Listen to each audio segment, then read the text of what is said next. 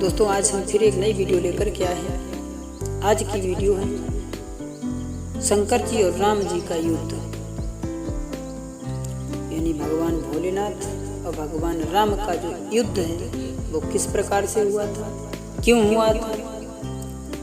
आप लोगों ने अगर ये कहानी को मन लगाकर सुन लिया तो आप लोगों के आंसू आ जाएंगे। इस प्रकार से इस कहानी में जो है सब कुछ बताया गया है।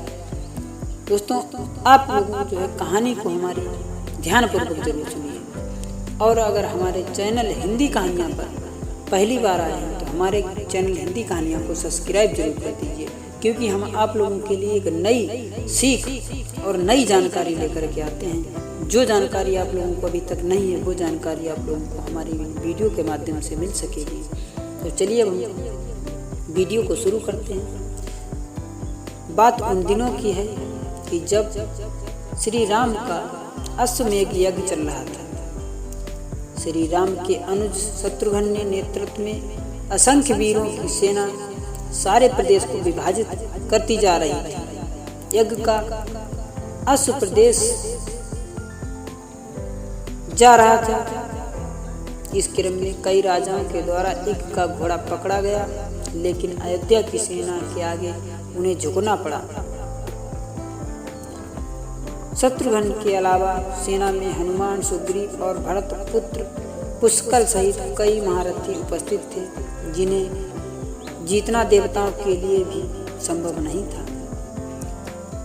कई जगह भ्रमण करने के बाद यज्ञ का घोड़ा देवपुर पहुंचा, जहां राजा मीरमणि का राज्य था। राजा मीरमणि अति धर्मनिष्ठ तथा श्री राम एवं महादेव के अनन्य भक्त थे। उनके दो पुत्र रुकमंगद और सुभंगद वीरों में श्रेष्ठ थे। राजा वीरमणि के भाई वीर सिंह भी एक महारथी थे।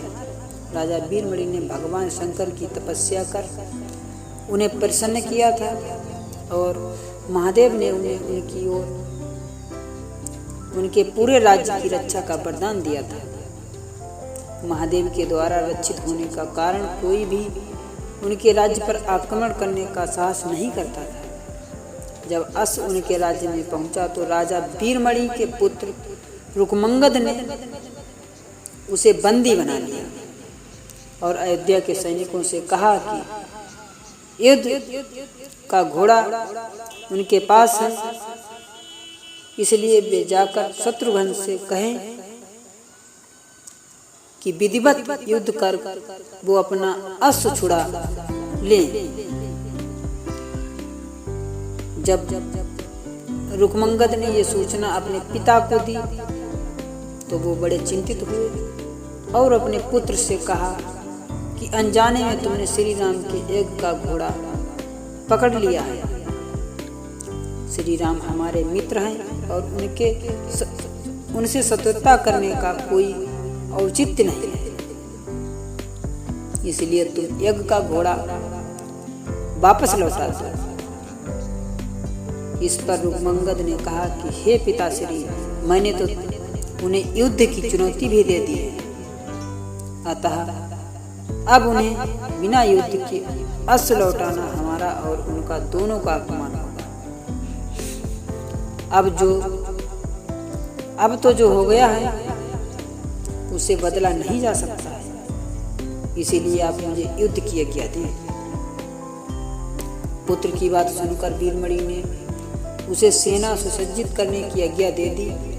राजा वीरमणि ने अपने भाई वीर सिंह और अपने पुत्र रुकमंगद और सुमंगद के साथ विशाल सेना लेकर युद्ध क्षेत्र में आ गए।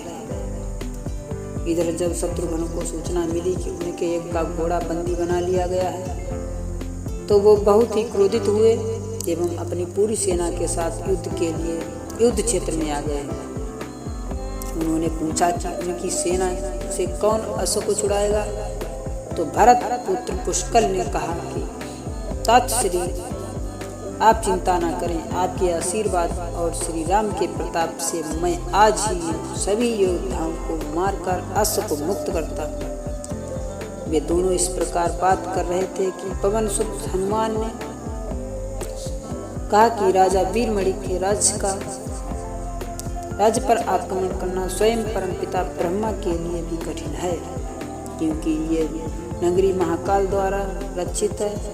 अतः उचित यही है और उचित यही होगा कि पहले हमें बातचीत द्वारा राजा वीरमणि को समझाना चाहिए, और अगर हम ना समझ पाए तो हमें श्री राम को सूचित करना चाहिए। राजा वीरमणि श्री राम का बहुत आदर करते थे, इसीलिए वे उनकी बात नहीं टाल पाएंगे।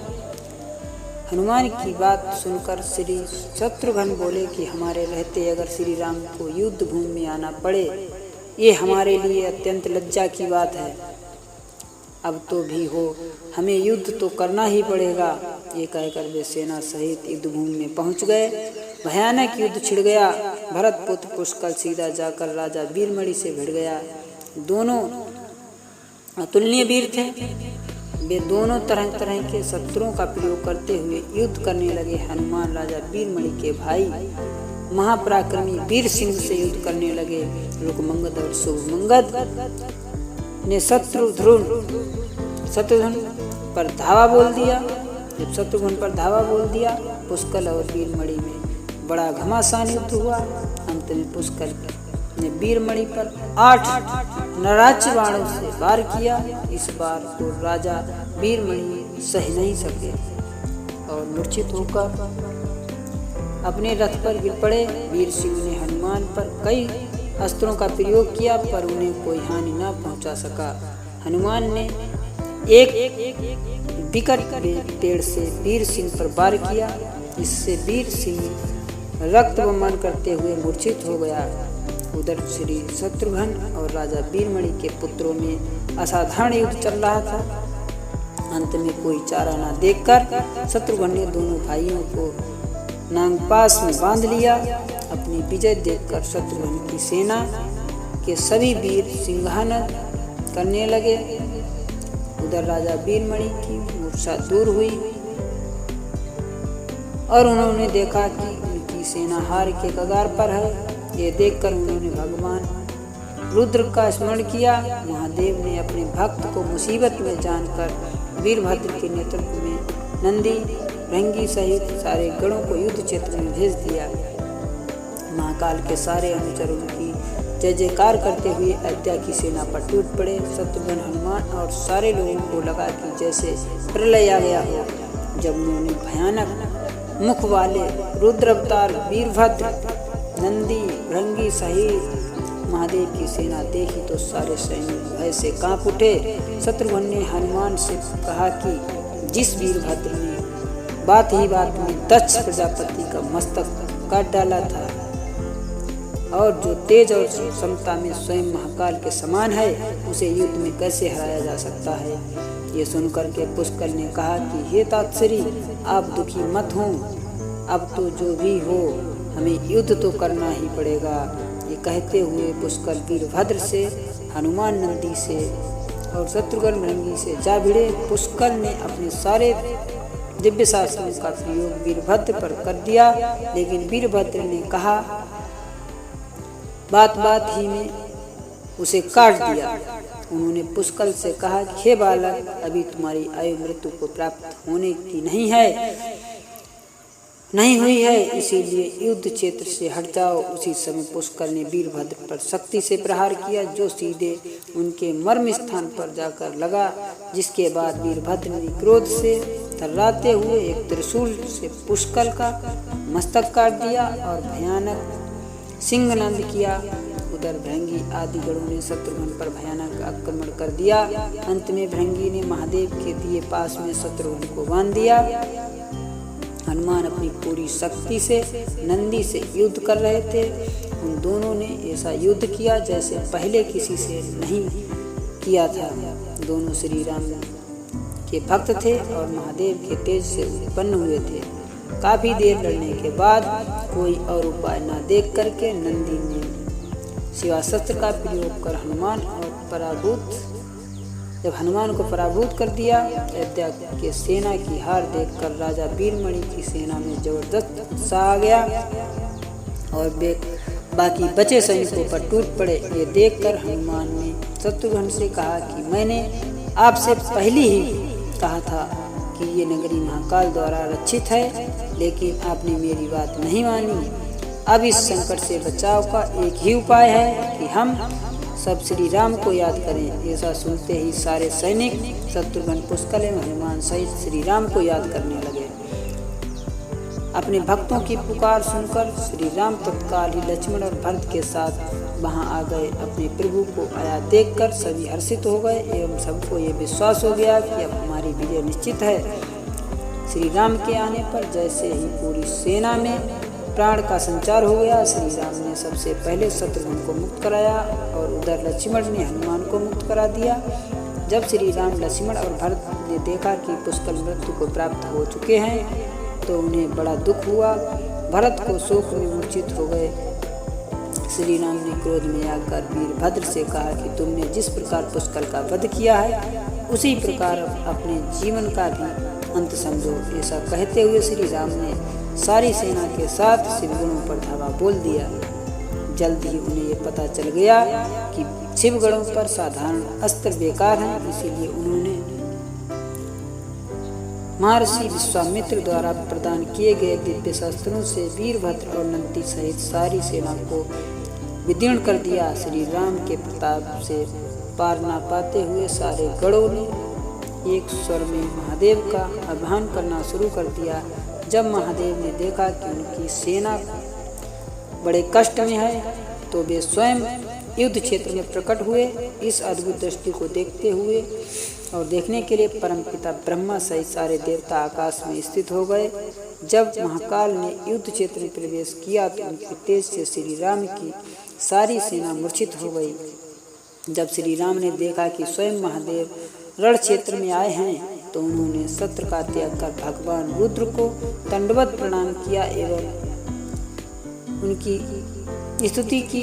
उन्होंने महाकाल की स्तुति करते हुए कहा कि हे सारे ब्रह्मांड के स्वामी, आपके ही प्रताप से मैंने महापराक्रमी रावण का वध किया है। आप स्वयं ज्योतिर्लिंग में परमेश्वर में पधारे हैं। हमारा जो भी बल है वो भी आपके आशीर्वाद के फलस्वरूप से ही है।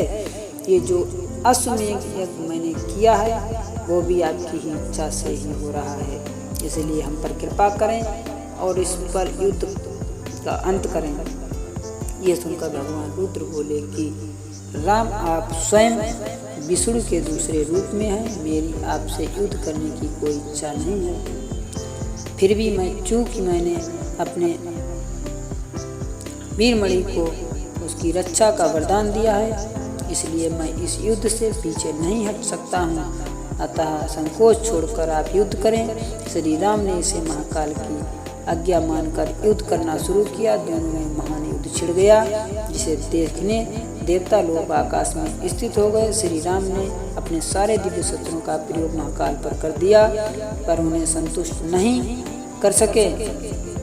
अंत में उन्होंने पाशुपत्र के साधन संधान किया और भगवान शिव से बोले कि हे प्रभु, आपने ही मुझे वरदान दिया है कि आपके द्वारा प्रदत्त इस शस्त्र के त्रिलोक में कोई पराजित हुए बिना नहीं रह सकता। इसीलिए हे महादेव, आपकी ही आज्ञा और इच्छा से मैं इसका प्रयोग आप पर ही करता हूँ। ये कहते हुए श्री राम ने वो महान दिव्य शस्त्र भगवान शिव पर चला दिया। वो अस्त्र सीधा महादेव के हृदय स्थल में समा गया और भगवान रुद्र इससे संतुष्ट हो गए। उन्होंने प्रसन्नता पूर्वक श्री राम से कहा कि आपने युद्ध में मुझे संतुष्ट किया, इसलिए जो इच्छा हो वर मांग लें। इस पर श्री राम ने कहा कि हे भगवान, ये इस युद्ध में भ्राता भरत के पुत्र पुष्कल के साथ असंख्य योद्धा वीर गति को प्राप्त हुए हैं। यानी युद्ध में जितने भी लोग मारे गए हैं उन्हें कृपया जीवन दान दीजिए। महादेव ने मुस्कुराते हुए तथास्तु कहा और पुष्कल समेत दोनों ओर के सारे योद्धाओं को जीवित कर दिया। जिसके बाद उनकी आज्ञा से राजा वीरमणि ने यज्ञ का घोड़ा श्री राम को लौटा दिया और अपना राज्य रुक्मंगद को सौंपकर वे भी शत्रुघ्न के साथ आगे चले गए। दोस्तों, इस वीडियो से आप लोगों को क्या सीख मिली दोस्तों अगर मेरी वीडियो अच्छी लगी हो तो वीडियो को लाइक और मेरे चैनल को सब्सक्राइब जरूर कर देना, क्योंकि वीडियो बनाने के लिए मुझे बहुत ही मेहनत करनी होती है।